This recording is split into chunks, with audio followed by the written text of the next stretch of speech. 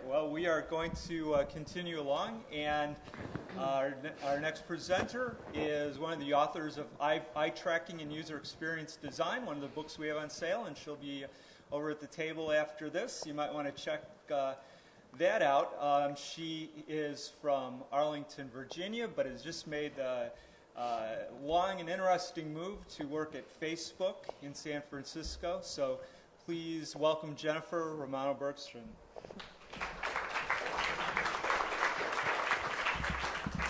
Thanks, Joe. Can everybody hear me okay? Okay. So I like to start off with this because I hope that after our discussion today, this is how you will feel. This is how I feel after Dan's talk. I thought that was awesome. So I'm here to talk to you today about unbiased methods to understand the user experience. Before we get started, I just want to tell you a little bit about my path and how I got here and why I'm here talking to you about this today. I'm originally from Connecticut, so I started my path at Central Connecticut State University, where I went to undergrad, and I thought I was going to school for business. That's what I was into. That's what I was interested in studying. But then I kind of stumbled on psychology through some elective courses and fell in love with it, worked with my advisor on some research, and really started to like the research approach and understanding human behavior and conducting experimental studies and reducing confounds and biases and things like that. Then I went on to Washington, D.C., went to grad school at Catholic University, where I got my master's and PhD in applied experimental psychology. So this is really where it all solidified. And I did some work on cognitive aging and successful cognitive aging, things we do through our lifetime that help us age better. While I was there, I dabbled in bartending. I think I was pretty good at that whole user experience, if you will, right? You have to have a good user experience to keep people at your bar. I was runner-up second best female bartender in Washington, D.C. in 2008. During that time, I also did an internship at the Census Bureau. And after my internship, I stayed on for a couple years, and this is really where I got into usability. I was in the usability lab, which the way it works there, as with a lot of agencies and companies, all different groups at the Census Bureau, when they wanted something tested, they came to us. So they essentially hired us to test their products.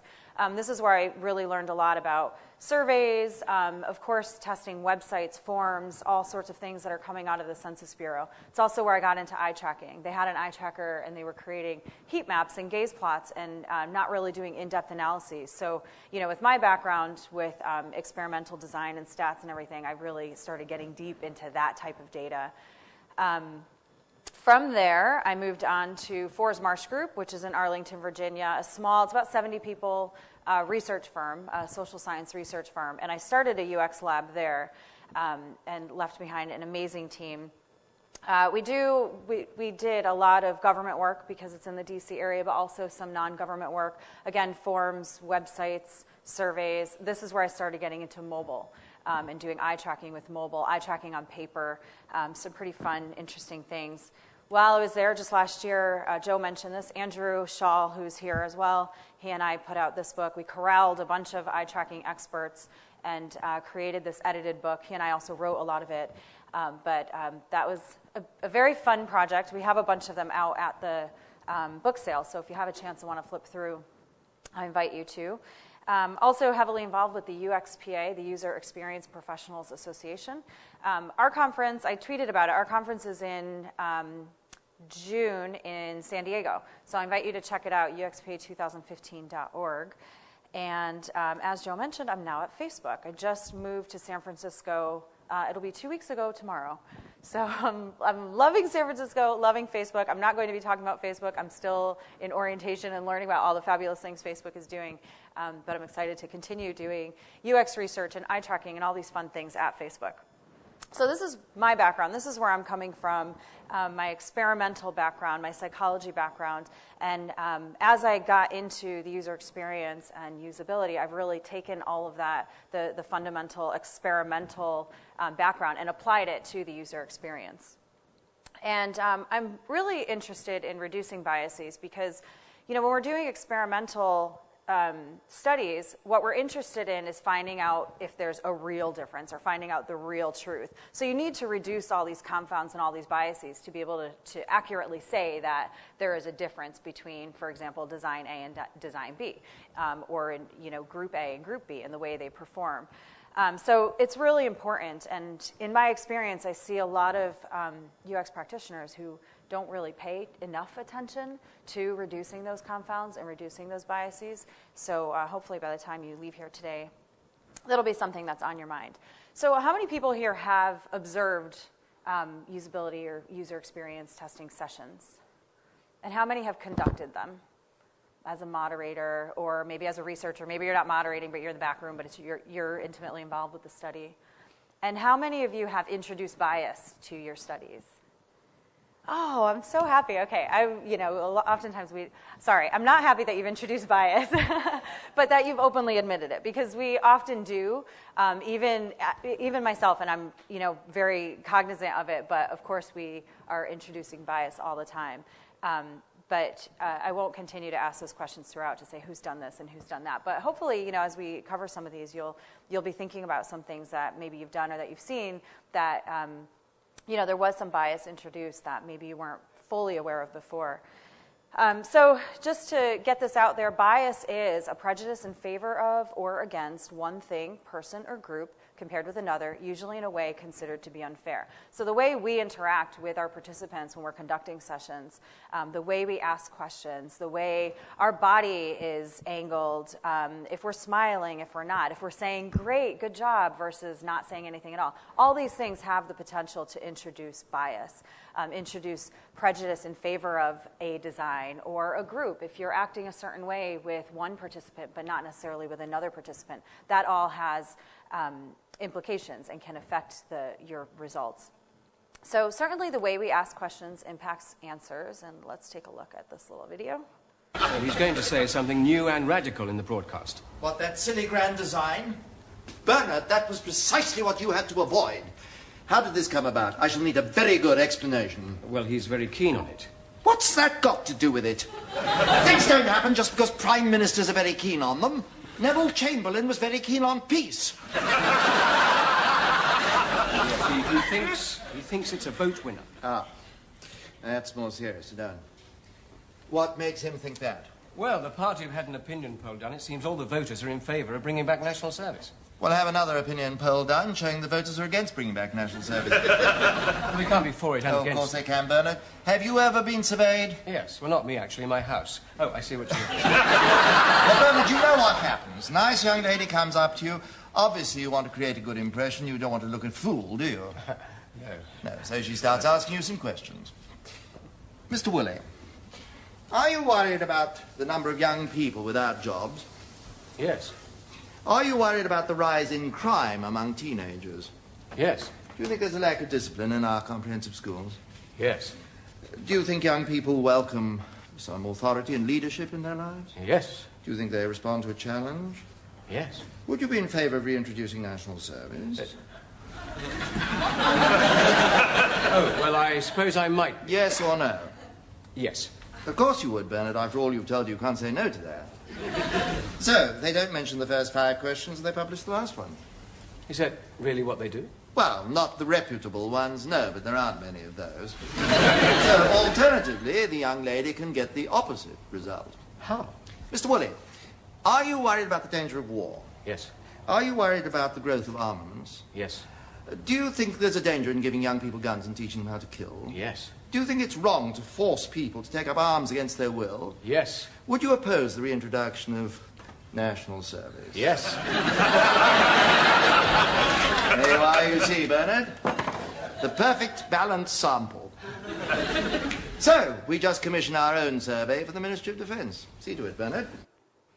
So the way we ask questions impacts answers. The order in which we ask questions, the speed with which we ask them.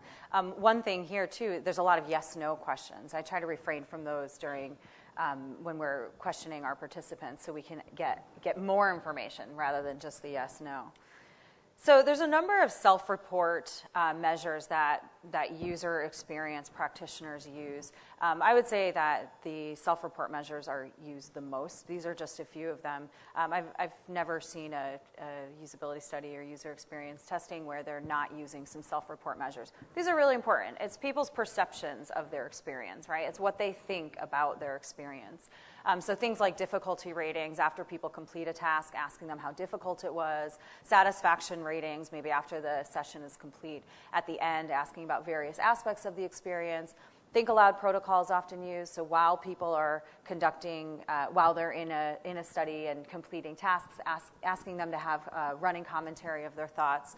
Sometimes a retrospective think aloud where after the session's done, you can have a video replay and show people what they were doing and then ask them to think aloud about what they were thinking while they were completing tasks. Debriefing interview at the very end of the session, go back in and have a more casual conversation about the experience or specific things people said and did during the session, and then very specific probing. So again, something somebody said or if they missed something, asking them a little bit more information about that. So here are some examples of difficulty ratings and how we might ask participants about their difficulty in completing a task. So how difficult was it for you to complete the task? Who thinks this is a good way to ask this question? Show of hands. How difficult was it for you to complete this task? Okay. Yeah, I wouldn't really go that way because we're pushing them to think about difficulty per se. And if they don't have any difficulty, it's kind of hard to answer this question. How about, was the task difficult for you to complete? Okay, you guys are awesome. Also not a very good question. It's also a yes-no question. So if they say yes, you have to follow up with another question. So why ask 2 questions to begin with? How about how easy or difficult was the task to complete? This one's actually not bad because you're giving both ends of the spectrum, how easy or difficult. So sometimes, like if you do use A, how difficult was it for you to complete the task? Accidentally, you can very easily turn it around and say, or how easy was it to complete the task? So again, we want to make sure you give both ends of the spectrum. And then how about D? Please rate your difficulty in completing the task. And you give a scale. How's this one? Good. Yeah, again, you're giving the participant a range so they can look at this and decide in this scale, where am I in this scale? I also like to use rating scales because it gives you a sort of quantitative data point for the difficulty, and especially if you're doing iterative testing where you're going to have multiple rounds of testing, you can compare across those different iterations. Or if you have different designs or different tasks, you can compare across them. How about think aloud protocols? So we often have concurrent think aloud protocols. I mentioned we also have retrospective. How's concurrent think aloud while completing tasks? So people are completing tasks and they have a running commentary. How's this methodology? Good? Yeah? It's a good methodology. I think so too. This is really common, and you get really rich data from your participants, a play-by-play of what they're thinking while they're working. However, Erica Olmsted-Hawala and I have done some work on the effects of Think Aloud protocol on usability metrics. And we have found a difference between, well, when people think aloud, their efficiency, their time to complete tasks goes up. So it depends on your objectives. If you really need a pure measure of performance and you need that time on task, then you want to be cautious about using concurrent think aloud because it may interfere. I still find that data is really rich and we use it a lot, but often when I use concurrent think aloud, we don't report time on task. So it's just something to be aware about. How about retrospective think aloud while the participant is watching a video replay? Does anybody favor this? Yeah. It's used a lot, especially among eye tracking practitioners because they're concerned that concurrent think aloud interferes with eye tracking. In my experience, retrospective think aloud just doesn't give you really rich data. So for example, in one of our studies, we had people watch a video replay where they're watching where they looked, and they get so excited about watching their eye tracking that they focus on that. And they say things like, oh, neat. Oh, wow, I looked there? Oh. And then you're asking them, what were you thinking here? And what were you thinking here? And what were you thinking here? And all they say is, I was looking for, whatever they were looking for. And then they pause and say, I'm still looking for whatever it was. Whereas with concurrent think aloud, you really get the play-by-play, like, I'm looking for contact information. I can't find it. Geez, where is it? Oh, it's usually up here. Where is it? You lose all that when you're doing retrospective think aloud. How about retrospective think aloud without video replay? Just tell me about your experience completing this task. Not really helpful. I mean, try to tell me what you were thinking just, 5 minutes ago. Never mind 10 or maybe at the end of the session. I definitely don't recommend that. And how about a mix?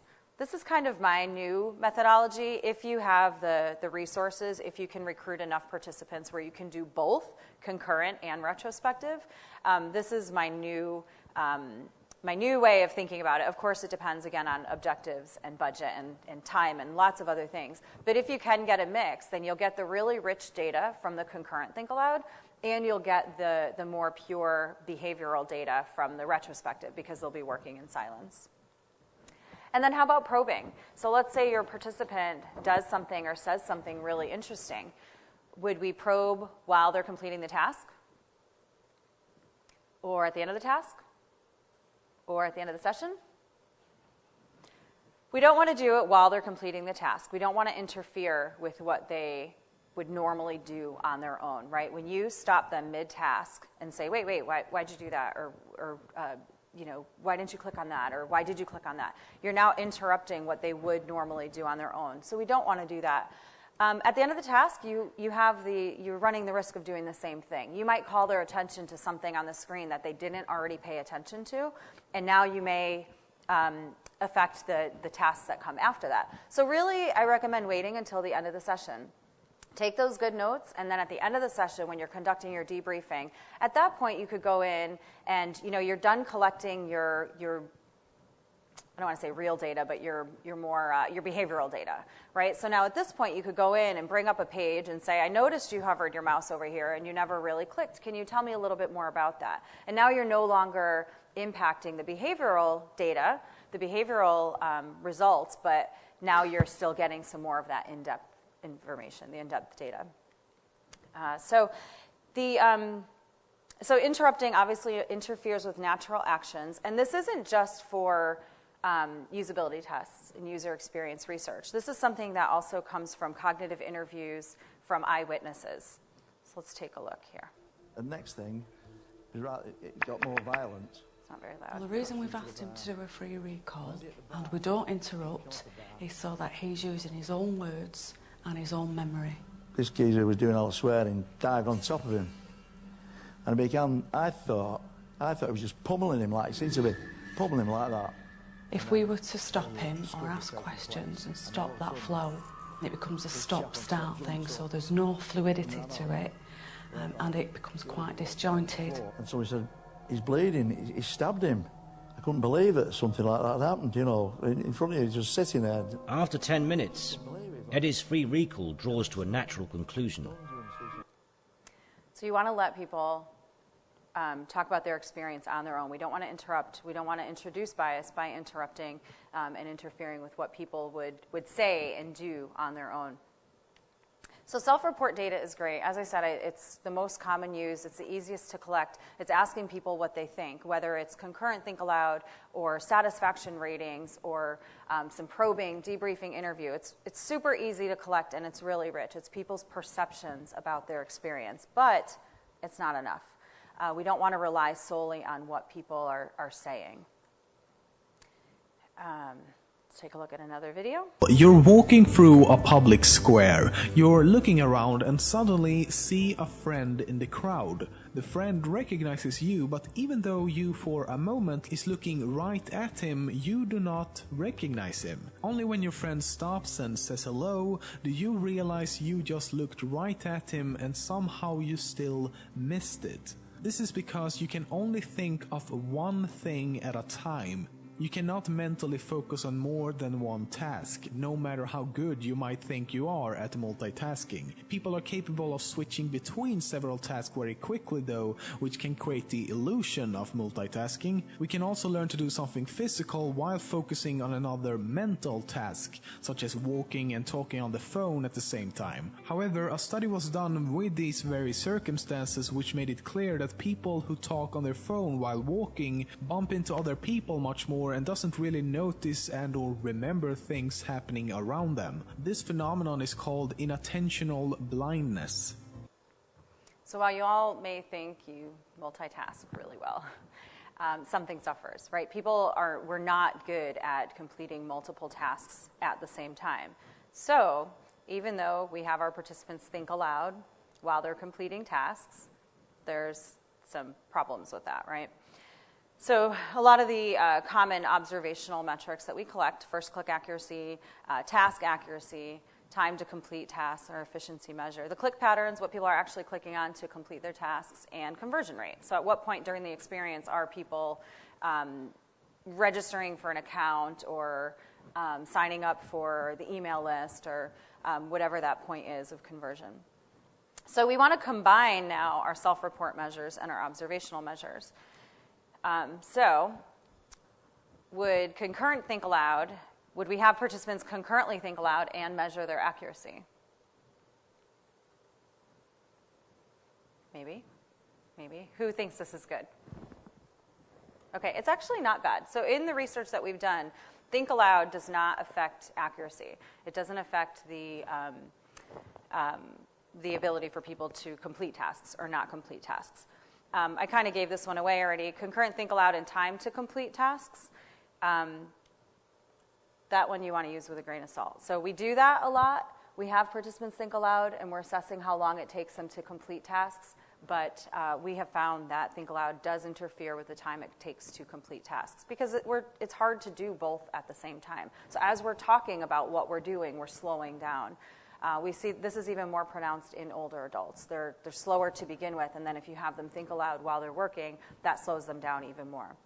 So again, it's not that you can't have people think aloud and collect that data, but you just want to be careful on what the meaning is of that data. You're reporting how people did in your particular study, not how people in the world interact with the website, unless people in the world normally think aloud while using the product. How about retrospective think aloud and accuracy? This is good. Retrospective think aloud, people are working in silence, right? So that's not going to affect it.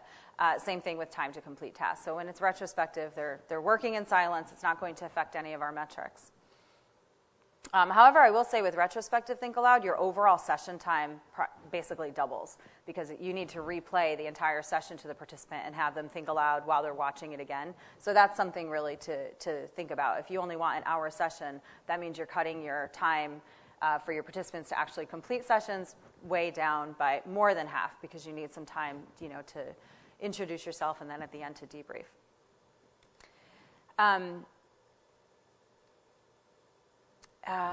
Okay, so if we have the luxuries of having a lab, we can have participants, like what's shown on the left, we can have participants sit by themselves and work on the interface.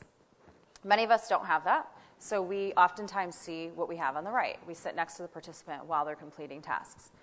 The problem with sitting next to your participant while they're completing tasks is that your mere presence is going to affect their behavior. So for most of us, it's normal human communication. When we're sitting with somebody, we want to turn and talk to them.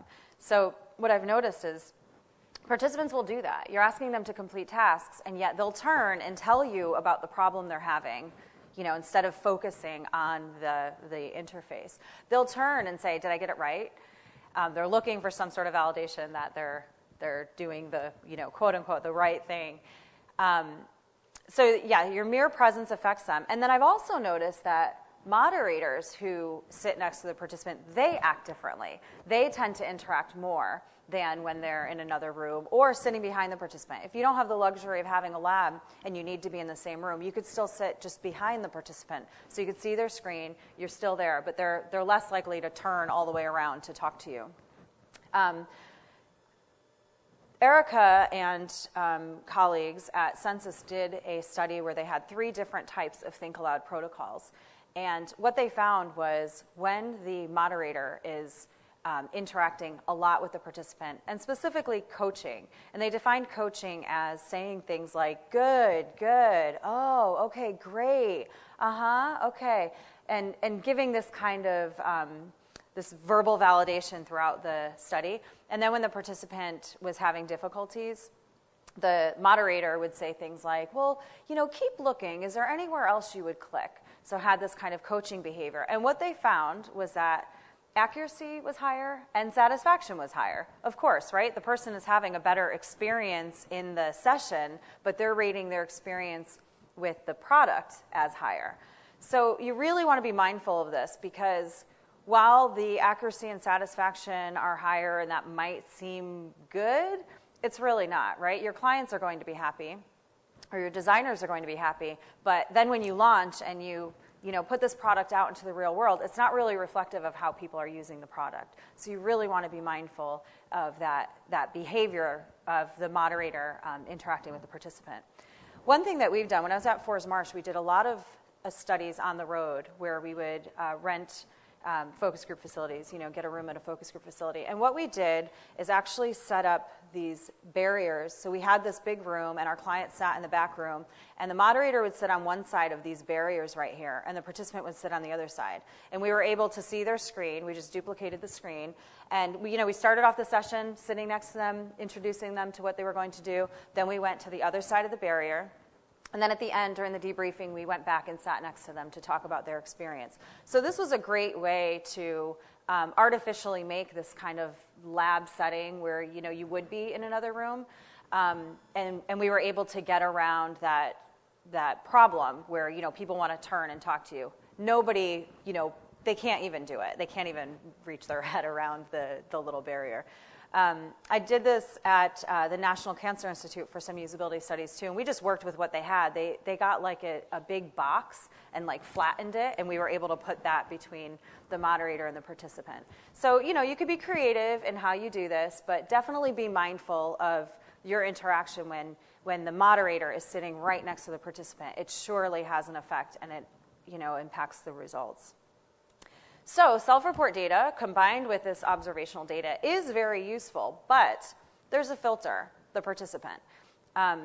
So there's more we can do. When we ask people why they're making decisions, people think they're making logical decisions. Research shows that although you want to think that your decision-making is a conscious, deliberate process, it's not. For example, let's say you want to buy a new TV. You consider the size of the TV that works best in your room, the range of TV brands you're willing to buy from, price versus quality, whether you should get a Blu-ray player, and so on and so on. But the things that has the biggest impact on what TV you end up buying happens unconsciously. Things such as what are most other people buying, or am I the type of person who always has the newest technology, or am I more known to go for shock value like getting a 120-inch TV? This is why we can sometimes feel like we know what is the right thing to do, as in trusting your gut, because unconsciously you've already made up your mind. So we have a lot going on where we think we're making logical decisions, but actually a lot of our behaviors are based on our prior behaviors. And we don't know that. I mean, sometimes we know that, right? Habits and things like that, but oftentimes we don't know that. And when we're interacting with interfaces, people will make things up about why they're doing what they're doing without realizing that it's really based on prior behavior. As designers, we often take advantage of that and design things that behave or look similar to other designs as well, right? So we can use some implicit measures to get at more deeper user experience, so understanding the user experience at a different level. Now we're getting beyond just looking at what people are doing and what they're saying about their experience, but we're understanding other aspects of their experience that they may not be able to verbalize or they're unaware of. Eye tracking is the most common. Sometimes people do know where they were looking, but oftentimes we find that when we ask people if they saw something, if they noticed something, it does not match what we actually see in the data. So we can collect this data and then understand a little bit more about maybe satisfaction or why it took so long to click on something, why people never clicked on something. One example, this is from a study that we conducted at Forest Marsh Group for the Consumer Financial Protection Bureau. And the way this this online form works is first you need to, and there's instructions here. Of course, we know people don't read, right? So this tells you how to use this form. You need to come over here and click on Add a School. And once you do, then more slots appear here, and then you can enter in this information. Now, of course, that doesn't work. What we're looking at here is an eye-tracking gaze plot of 4 participants, and each of these circles represents where they were looking. And you can see people aren't reading the instructions, and people aren't looking over at a school. They're going right down over to here. You have a couple people who are looking up here, but really they're going to this area here, to where there's something on the screen. It looks actionable, but they're not understanding the other things they need to do. When we ask participants about their experience using this and about their difficulties using this, people didn't say, I didn't read. They didn't say, I didn't read at a school, because that seems obvious, right? At a school with a big plus sign. Now they're going to feel stupid if they say, I didn't read that, and that's why I didn't know how to do it. But with the eye tracking, we were able to understand that that's what was going on. People just weren't even seeing it. It's not that they were looking at it and the label didn't make sense, which sometimes we find that when we look at eye tracking. But here, it's that they didn't even look at it. It just wasn't clear. So in general, before we do that, so let's talk about combining some of these metrics. Would we combine eye tracking with concurrent think aloud? Who would do that? Eye tracking and concurrent think aloud? Couple hands, yeah. We shouldn't, because concurrent think aloud can, if it's slowing people down, then that means while they're talking to you, then they're looking in different places too, right? But again, take it with a grain of salt, and concurrent think aloud is so valuable that I still tend to use it with eye tracking. But when you're reporting your findings, you're using eye tracking to display and demonstrate what people in the study were looking at while they were doing something. You don't want to say that in general this is what people do, because, of course, the think aloud isn't a natural thing. How about eye tracking with retrospective think aloud? It's good? It's good. Again, retrospective think aloud is they're working in silence, so eye tracking is good there. Eye tracking and time to complete tasks. If you're conducting eye tracking, you're not interfering with time to complete tasks unless you're also using concurrent think aloud. How about eye tracking alone? We generally don't do eye tracking studies, right? We don't do eye tracking in isolation. We're using it as a method to help us understand the user experience, and people's eyes are being tracked while they're doing something. So that's really important. When you're reporting eye tracking results, you want to say what people were trying to do. Otherwise, it's kind of meaningless, like where people were looking while they were doing what. Were they looking for a piece of information? What were they actually trying to do? So whenever I've had clients come to me and say, I want to do an eye tracking study, it's like, no, you don't. What do you want to learn? And then let's figure out if eye tracking makes sense to use and how we're going to use it and what type of analyses we're going to do. So in general, I recommend a triangulated approach if you have the resources to include some of these implicit measures. Honestly, things like verbalization analysis, so we've done this with some of our studies where we're analyzing the number of times people use negative words and positive words during the entire session. So even things like that, you can do implicit analyses without using something like eye tracking. But if you were interested in using something like eye tracking, the equipment has gone down in cost, and it's super portable and easier to use, and you can partner with people who do it.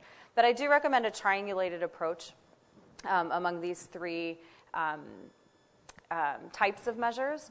Self-report is really going to tell us why people think they're focusing on aspects, not necessarily why they actually are, but it's why they think they are. It's their perceptions about their experience. Our observational methods these are probably the most important. It's what people are actually doing with our product. And then eye tracking is giving us more insight. It's telling us what people are actually focusing on, how long they're focusing on things, if they're repeatedly focusing on things but never clicking on it, what's gathering people's attention. So what might this look like if you wanted to design a study where you're using a number of these metrics and you want to remain unbiased? So in a perfect world, we have a whole bunch of participants. If it's something that you need some statistical analyses for, or you only have time to do one massive usability study, you certainly don't need 60 people to detect your big usability issues. I actually recommend fewer participants and more iterations if you have the time. That way you can ensure that the changes you're making are leading to improvements. Experts and novices, something to consider as well, they do perform differently. So if it's important for you to make sure that the user experience is good for both the people who are brand new to the product and the people who use it regularly, make sure that you're recruiting both types of users. And same thing with device, right? If you want to make sure your product works well across different devices, you'll want to make sure that you're recruiting people across devices. What we talked about here today holds for in-person sessions as well as remote sessions. So if you're using a product like UserZoom, one of our sponsors here today, then you know, all of this still applies to remote moderated sessions as well as unmoderated sessions, the way you're creating questions. As I said, you can have half of your participants think aloud, half work in silence. You want to make sure you have tasks, actual tasks. So some example tasks: download an app, start a message, check for new messages, delete a message. These are tasks that you can actually measure behavior. You're not asking people, what do you think about this, right? Or how would you use this? Here you're actually measuring behavior. You're asking people to do something, and then you're assessing how they're doing it, and if they can do it, and how long it takes them to do it. Some satisfaction and knowledge questionnaires.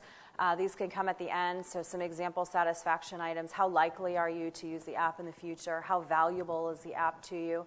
Knowledge items. You might want to assess if people understand the process and understand what they actually did. Can others see when you're online? So something like that to assess what people understand about that experience.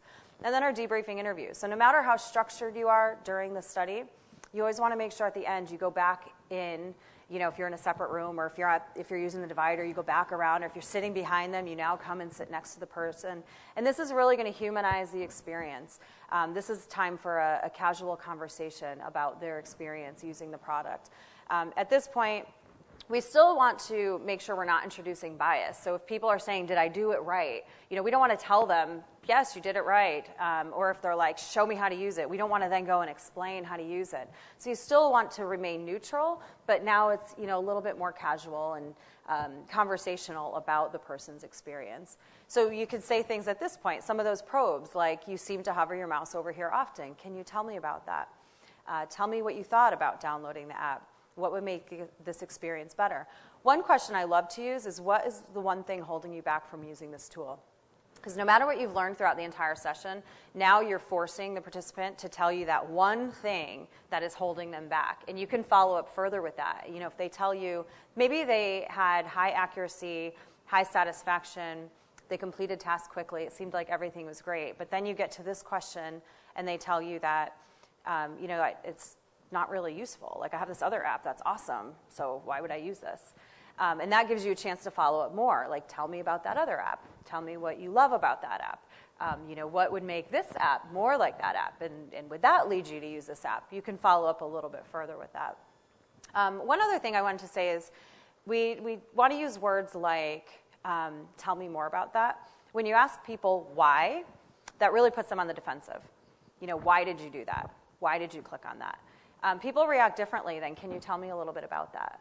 It's kind of softer, and people will open up. You're asking the same exact thing, but you're just phrasing it in a different way.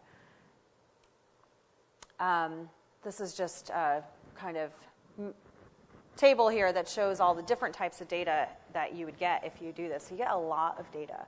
And you've got your qualitative, your quantitative. If you wanted to do some statistical analyses, then you have your half of your participants who didn't have the concurrent think aloud, and you have all this other data across all of your participants.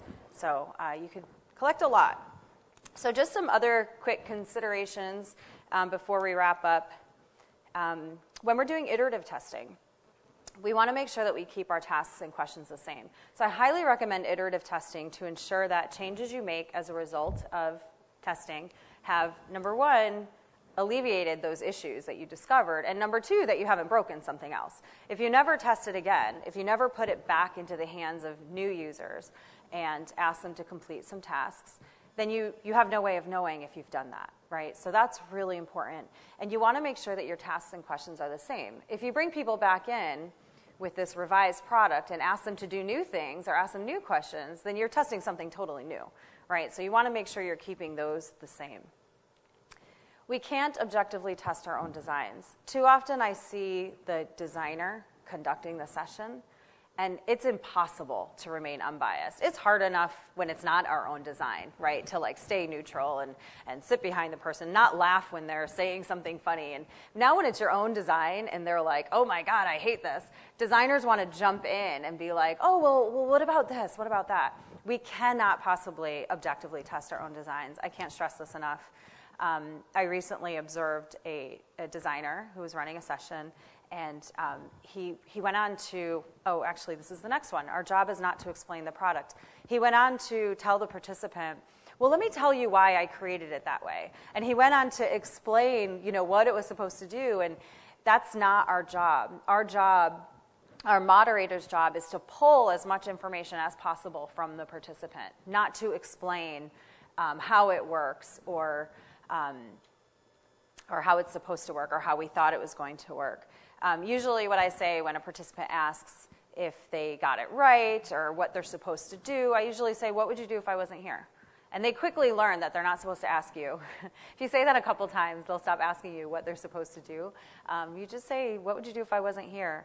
And if they really push, you could just say, let's talk about it at the end of the session. And then, again, like after the debriefing, maybe when you're walking them out or something, you can have that conversation, when they ask if they got something right or something like that. Another thing I often say is, we're not testing you. You're helping us to test the product. People don't really realize that. They still feel like they're being tested. I mentioned coaching. If you're going to be coaching, if you're going to be telling people they're doing a great job, if you're going to be leading them down a path, and it's really a waste of time, a waste of resources, because the data that you get is really not valuable. They're going to feel great, and the designer or your client is going to feel great because it looks like the product is performing really well, but it's not an accurate measure of the user experience. I already talked about this, social validation, pleasing the researcher, acing the test. No matter how many times we tell participants that we're not testing them, they still feel like they're being tested and they want to get all the answers right. So sometimes we have to tell them, we're not testing you, or there are no right or wrong answers. I always have that in my initial introduction, that there are no right or wrong answers. Sometimes you have to stress that. And then age-related differences in performance. I mentioned that I've done some work with older adults, and we have found that older adults perform differently, and that's even when we're controlling for their internet experience and their computer experience. They still are performing differently, and I'll just show you a quick example. This is for a given task on this website at the Census Bureau, a little bit archaic website. We found that younger adults in completing this task, this is an eye tracking heat map, so across all the participants, the red spots are the areas where people looked a lot. And the young adults used the center area and then the left navigation. We found a similar pattern with middle-aged adults. They also used a little bit on the right. Older adults only used the center. And this was an experimental study that we conducted after we noticed this happening in study after study after study, where older adults kept going to the center of the page even when they weren't getting the right answer or the right path. They weren't able to find what they were looking for. They kept going back to the center. So we designed an empirical study to actually see if this was a real thing that was going on with a large sample, and we found that it was. And like I said, this was controlling for their internet experience and computer experience. So it's related to natural age-related cognitive decline. So you want to make sure that if your product is intended for everyone or for older adults, you want to make sure that you are including them in your research because they do perform differently. And if you create something that works really well for young adults and middle-aged adults and you forget that entire demographic, then when it launches, they're going to have a lot of problems with it. So, my big question for you, are you ready to be unbiased? Thank you.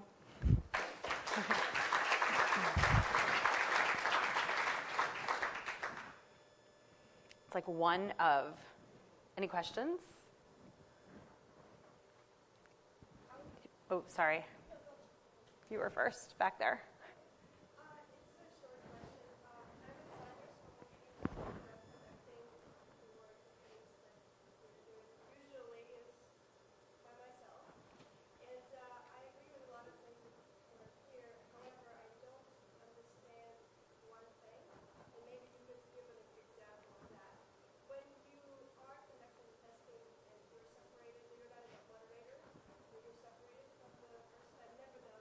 Mm-hmm. So I don't have a good example. What I found is that it's really important for me to really read the tasks as people go, because they forget what they're supposed to do. They start to really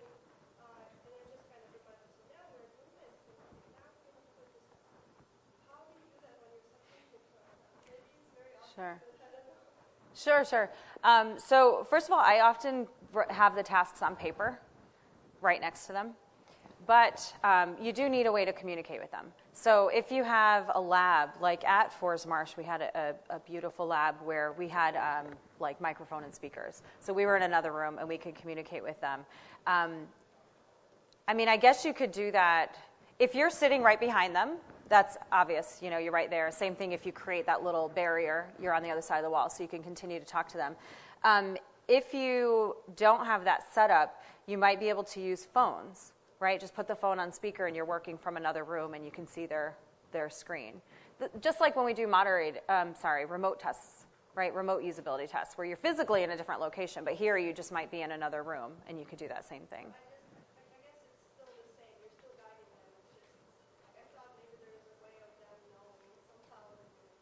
Oh, no, we still have to give them the tasks. And sometimes when they're going on and on and on, we have to tell them, you know, like, let's talk about that later. For now, you know, let's get back to the task. Or sometimes, you know, for the sake of time, we're going to move on to the next task if they're just, like, taking way too long. Or older adults especially will, like, start talking about their grandkids and stuff. And it's like, what does that have to do with downloading this app? Did you have a question, too?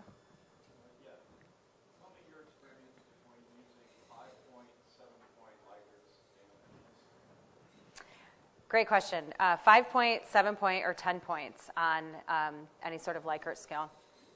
It's Likert, by the way. Did you know that? His name was Likert. I know. I still say Likert, too. 10-point is too many. 10-point, I've seen 9-point as well. That's too many. But among the survey methodologists, there's disagreement among 5 and 7. But either one, 5 or 7, are what we should use. What's that? Yeah, no, they've done lots of studies and have found no big difference between 5 and 7 points. So it's just kind of, they're not even really disagreeing anymore. It's just kind of like, use one of those. So there's no user empathy for a 10-point scale because people can ask you rate something from 1 to 10. Oh, good point. It's just not really effective. Like, then what's the difference between an 8 and a 9? Yeah. It is 11:02, so I probably should stop and let the next speaker set up. But I'm happy to stick around and chat, and I'll be over by the book table as well. Thank you so much, everybody.